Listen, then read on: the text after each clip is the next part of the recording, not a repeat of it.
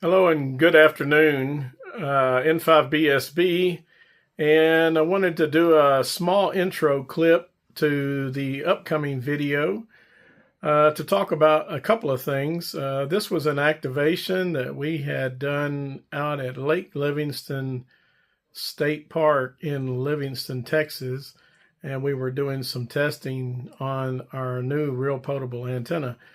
Also, just a quick note, we've had some great, pre-orders, and we've had some pretty good success at starting to build up some inventory. And so we have removed the pre-order status, and now antennas are actually in stock, ready to order, ready to ship out. And so the other thing is the testing that we did turned out very, very good. And if you look over some of the videos, especially the last video where I talked about the differences in the toroid and so forth. But also I wanted to take this opportunity to invite everyone to follow our new Facebook page, which is Real Potable Antennas, and also our Facebook group, which is Real Potable EFHW Antennas. And to stay updated, because we do post information, updates, any kind of things going on. If we're attending a local ham fest and so forth. We will be at Texas City, Texas, coming up in July. So anyway, on to the video. Thanks everybody for watching. Hello, this is N5BSB, and today we are out here at Lake Livingston State Park doing a Parks on the Air activation. Beautiful day out here. So glad the rain has decided to give us a break so we can go out and do some activities outdoors. Today I'm doing some torture testing on the Real Potable Antenna version 3. We've been running almost 2 hours at 50 watts and still no signs of any stress. Still 1.0 SWR, nothing's climbing. And give me just a second here. I'll walk over here and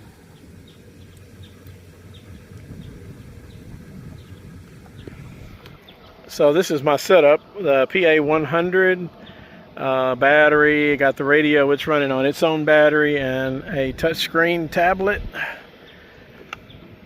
And so I have the antenna set up over here. Maybe you can see it. It's in a sloper configuration going up to that tree.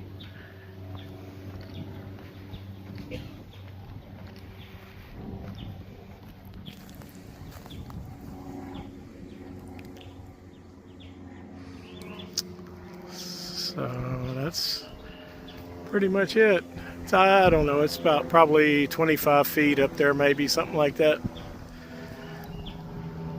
Easy setup. And like I said, it's just a really beautiful day out here. Hope everybody else is enjoying your day. All right, it's gonna do it. So thought I'd jump on here and do a little video for the YouTube channel. Haven't been out in a while. We'll catch you on the next one. All right, hello. We finished up our activation today, and wanted to just quickly talk about the Real Potable Antenna, the new version 3, and how it's come about, and just a little bit about it. So, as you know, we started off with using a chalk reel, and then we moved to 3D printing our own, and we basically went to the version 2, which has been great, but we were looking for something a little bit more compact and a little bit better performance. And so you know, this was not the first iteration of different design. This is one that we started doing testing out back in, I want to say it was in January of 2026. And while it's not bad, it was still a little bit too bulky, and it still didn't meet all of the criteria that we really wanted in the real potable antenna. And the nice thing about this one was it has a handle on here, and it has a bearing inside here, so you insert that into